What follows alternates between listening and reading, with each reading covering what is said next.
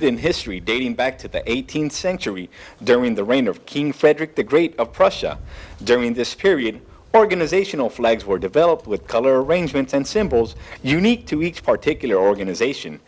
The very soul of a military unit is symbolized in the colors under which it fights. They are a record of past glories, stand guardian over its present destiny, and ensure inspiration for its future. The colors lead the unit into battle. When in action, resolve not to part with the colors, but with your life. Today, the colors serve as a binding symbol of continuity and point of inspiration for the future. Commanders and soldiers come and go, but the colors remain steadfast. To this flag and commander, the soldiers of the unit would dedicate their loyalty and trust. When a change of command was to take place, the flag was passed to the individual assuming command. This gesture was accomplished in front of the unit so that all could see and witness their new commander assuming his dutiful position. This symbolic tradition has survived throughout military history, and this morning is a key event in the history of the 3rd Armored Corps. By authority of Army Regulation 600-20, paragraph 2-8 alpha, the undersigned assumes command of 3 Corps in Fort Hood, effective 20 December 2012. Signed, Lieutenant General Mark A. Milley, United States Army Commanding.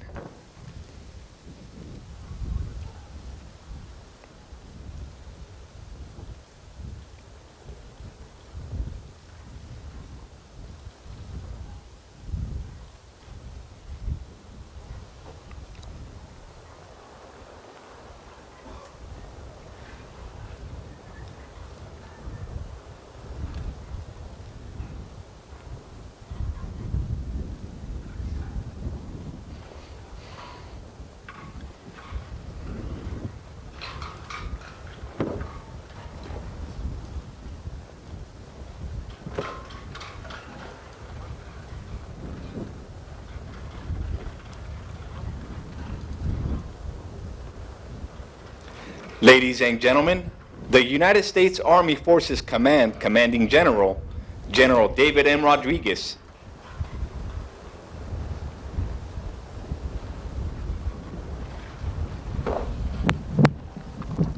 Good morning and welcome to the family and friends of 3 Corps in Fort Hood on this perfect day to embrace a new team to lead this Corps and this installation.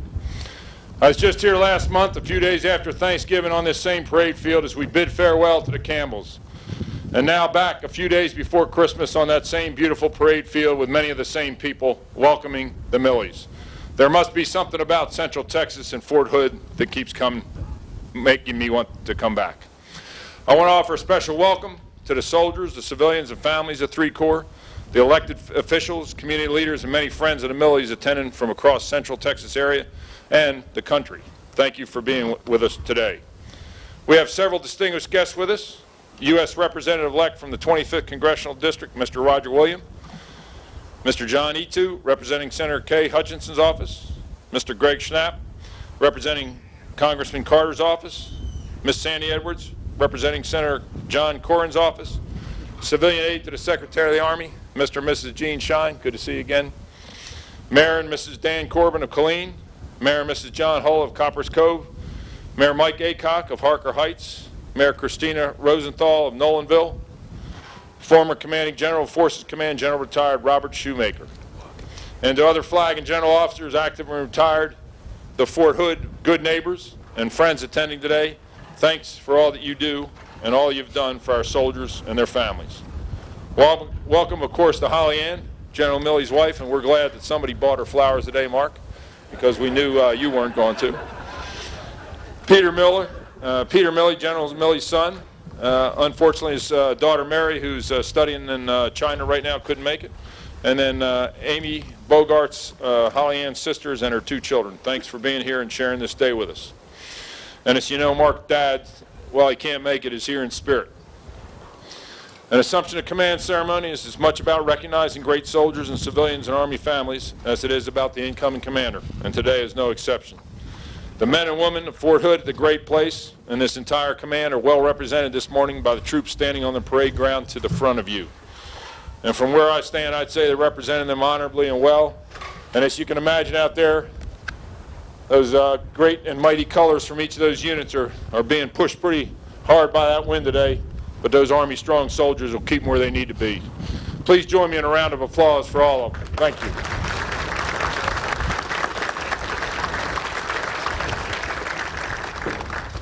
Today we install a special officer and a special Army family to lead the Phantom Corps. And on behalf of the entire FORCECOM team, let me extend our congratulations to Lieutenant General Mark Milley and to his wife Holly Ann, and to their many friends who are here today. This assumption is a special event, a military tradition for many, many years that signifies that transfer of responsibility from mission and soldiers. And this officer is keenly aware of the mission, capabilities, and the reputation of this command, and we're proud to add his name to the list of those commanders who have commanded since its initial activation in 1918, just a short 94 years ago that this Corps has served the nation. General Milley is a proven combat leader, capable and worthy of the increased responsibility we put on his shoulders today. He brings a wealth of experience and proven leadership to this Corps and to this military community. For the past 32 years, he had some of the most challenging assignments in our Army, and those same jobs and experiences make him uniquely qualified to lead this unit and these soldiers in a time when we remain engaged in a protracted conflict and the international security environment we all face. Mark has extensive experience and is one of the most seasoned combat leaders in our Army today, and his record bears that out. Starting off as a battalion operations officer, he deployed for Operation Just Cause in Panama, a different century and a different world. As a battalion operations officer at the 2nd Brigade, 10th Mountain, he deployed for Operation Uphold Democracy in Haiti. He then deployed as the commander of Task Force Eagle to Multinational Division North in Bosnia-Herzegovina, and then less than 8 months later deployed his 2nd Brigade combat team out of 10th Mountain Division into Afghanistan for Operation Enduring Freedom. And then of course took a short 6-month break, and then that brigade returned to Iraq once again for Operation Iraqi Freedom. His leadership as a general officer as well, deploying with the 101st Airborne Division Air Assault as the Deputy Commanding General for Operation Enduring Freedom. And all this time deployed taught Mark much about the leadership and mission accomplishment, as well as learning the skills of working harder and sleeping faster. And I know the 3rd Corps staff is going to figure that out here in the coming months. Now he reports for duty as the Phantom 6 after serving as the commander of 10th Mountain Division. And he has established his reputation Army-wide and throughout the Joint Force as a splendid soldier, a superb leader, and a joint warfighter, a critical skill to have as the Army remains an integral part of the joint, interagency, intergovernmental, and multinational operating environment. And I'm confident that he'll continue to make the command more capable and more effective. And he'll put his extensive leadership experience to work here as he prepares the men and women of this command for the challenges that lie ahead in the upcoming deployment to Afghanistan. Mark is also an expert at building teams, and he has that innate ability to draw out the strengths of disparate forces and combine these strengths into a team and focus that team's effort on mission accomplishment, an essential attribute that will be well needed in the coalition in Afghanistan. He is joined by his wife and life partner, Holly Ann, who brings energy, warmth, and experience to this community, this great post, and the families who live and work here. Now, you might think she looks a little bit cold today, but this is nothing compared to upstate New York. Holly Ann cares deeply for soldiers and their families, and she has enriched the quality of life in the community she and Mark have called home. She inspires others to make a difference because on so many occasions she has made a difference herself. During that short time at Fort Drum, she contributed over 900 volunteer hours to the community, the soldiers, and the families. And of course, her #1 volunteer effort, we're very thankful that she continues, which she stays married to Mark. And she is the epitome of volunteerism, and she'll be a perfect fit here at Fort Hood. I also want to express my gratitude to General Jim Richardson for shouldering additional responsibilities as the acting senior commander over the last 2 months. Jim, we've asked a lot of you, and thanks a lot for fulfilling those responsibilities. And to the soldiers, civilians, and families of the 3rd Corps, you're getting another great command team. You're in good hands. I encourage you to continue the mission and thank each and every one of you, your families, and the communities around you for what you do for our Army and our nation every day. Now today we turn the page in the history of this great organization and begin a new chapter. And as we do, we can be sure that the 3rd Corps will continue to answer the nation's call. I have absolutely no doubt that the men and women that stand before you today have always and will always rise to the challenges and accomplish every mission the nation assigns.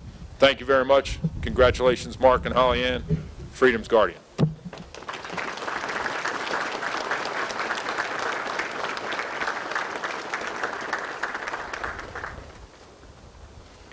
Ladies and gentlemen, the commander of 3 Corps in Fort Hood, Lieutenant General Mark A. Milley.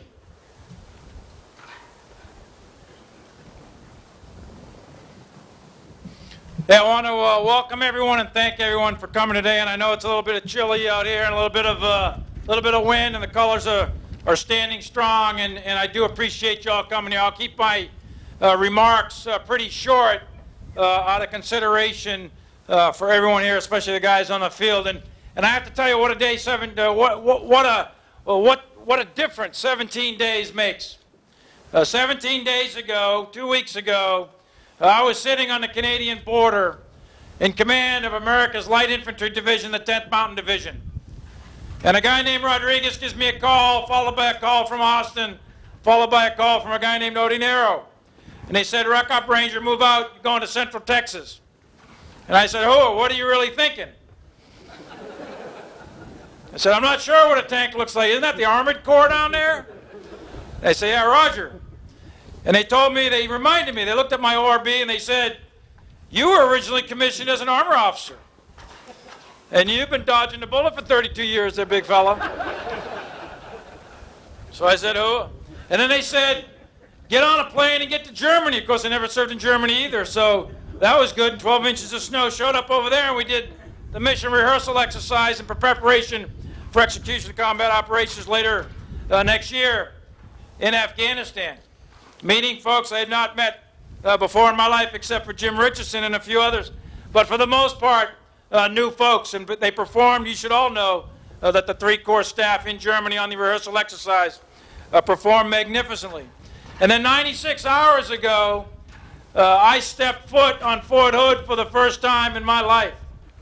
I had been to Texas before, went to Dallas and drove through Texas on the way out to the 7th Division a long time ago. But that was it. Never been to Fort Hood. And I got to tell you, this is not the great place. This is the greatest place. How do you like that? That's a sound bite. How is that? So, but seriously, it is. In 96 hours, more people from this installation and the surrounding communities, many of whom I don't even know names, have wrapped their arms around Holly and I and have showed us the love and the warmth of Central Texas. And I have to tell you, that speaks volumes.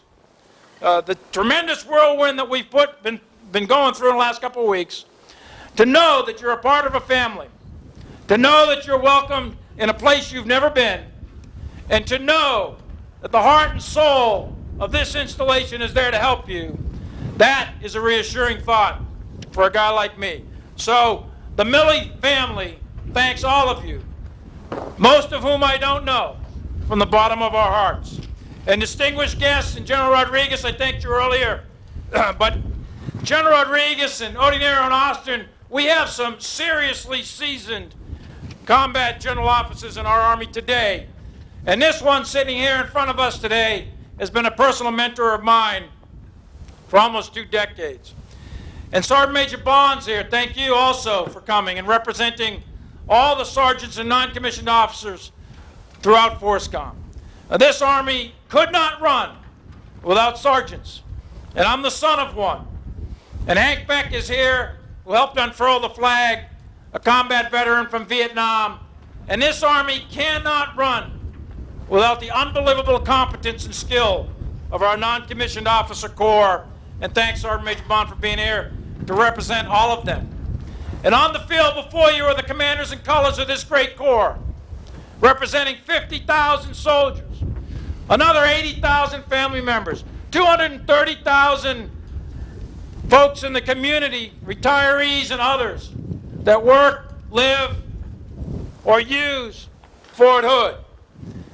And the senior non-commissioned officer here is Sergeant Major Schroeder, a man I've served with in both peace and war. And he is a serious soldier. He is a warrior. And he represents everything that the non-commissioned officers should be. And thank you, Sergeant Major Schroeder. Thanks, J.J. Love. And thanks to all the commanders in colors. And how about another round of applause for all of them?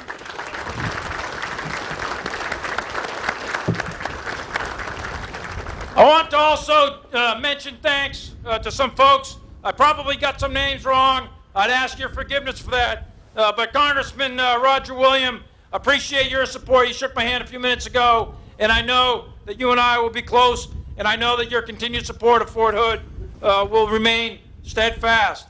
And to the mayors of Killeen and Harker Heights and Coppers Cove and Nolanville, thank you also. And most importantly, I also want to thank the former Corps commanders, you know, General Shoemaker and retired Lieutenant Generals Graves and Taylor and Funk, and there's several others out there, not the least of which is my boss's boss, Odie Nero. And I know full well I'll get a lot of help down here in the mighty 3 Corps. And I appreciate it, I need it, and I welcome it. And I might also note that General Shoemaker was a major when I was born. I mean, think about that. And Lieutenant General Graves was commissioned 16 days before my birth. That was Second Lieutenant Graves, 16 days before I was born.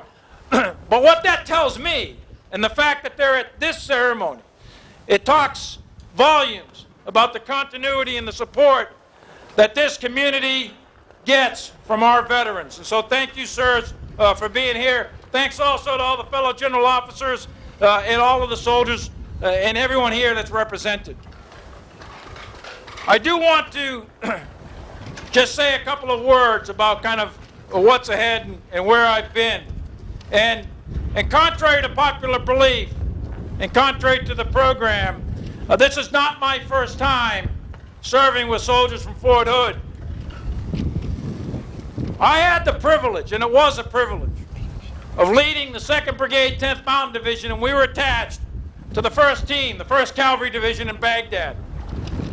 And it was then commanded by General Corelli. And at my first meeting with then Pegasus 6, I looked down and I stared at some funny boots he was wearing. And I realized, being a light infantryman, that the good general was out of uniform. And of course, I've never met him before, and neither had he met me. So I could not resist letting him know that he was out of uniform. And I think most of you probably know Corelli.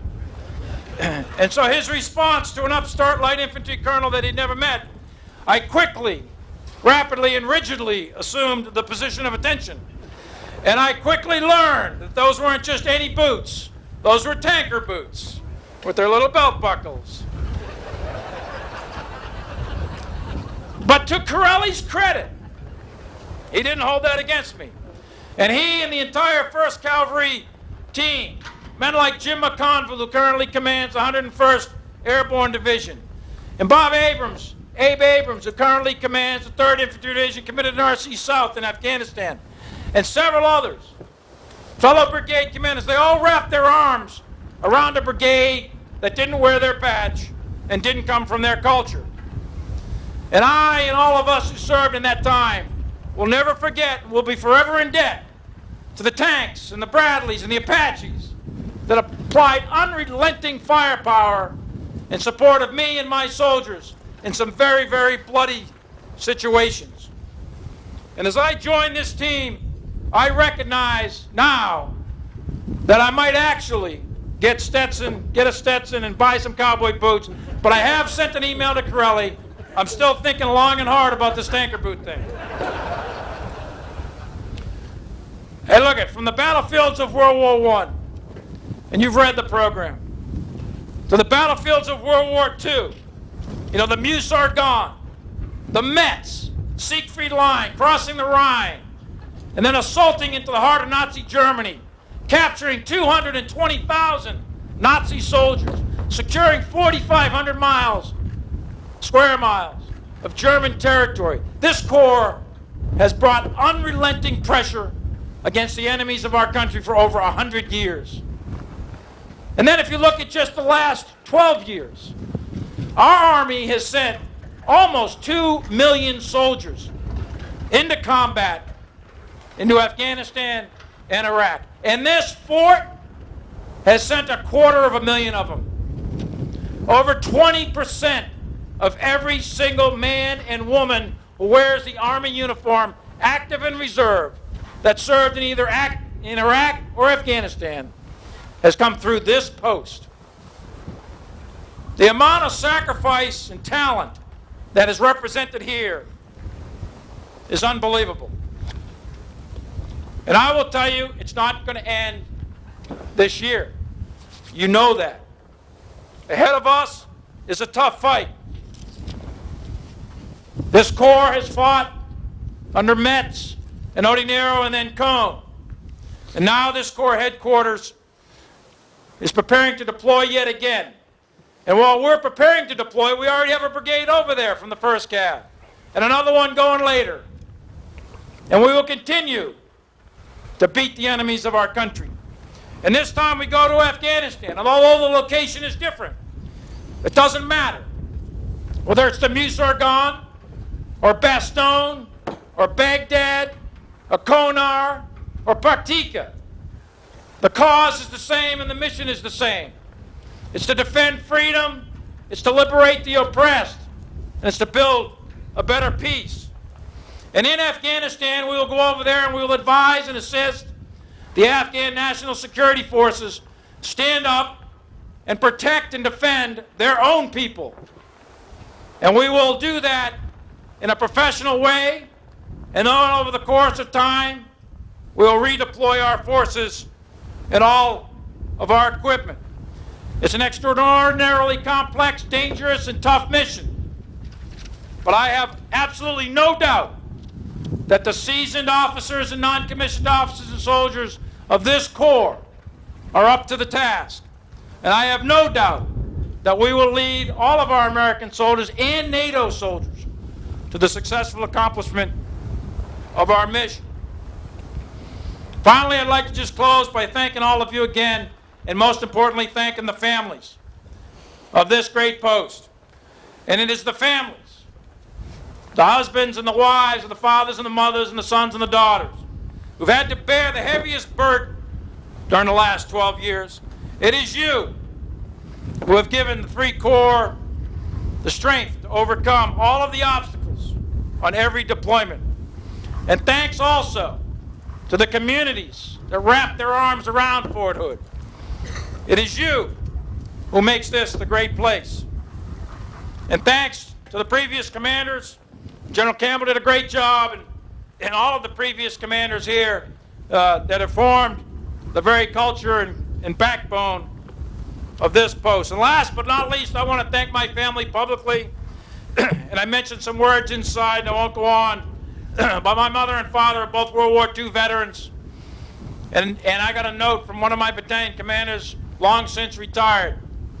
And he said, okay, you're about to pin on 3-star. Don't forget where you came from. Don't get all full of yourself there, big fella. Don't forget where you came from. And I won't. My father hit the beach at Iwo Jima. And I'll never forget the things he told me. And I want to also thank my wife, Holly Ann, my son, Peter, and my daughter, Mary, for their incredible support over the years. The hills get higher and higher, and we will continue to climb them. But all of you make me so very proud. And I look forward to serving here. I look forward to serving with the great soldiers of this Corps, and I look forward to leading them in combat in a very short amount of time. Army strong, Phantom Warriors, America's hammer.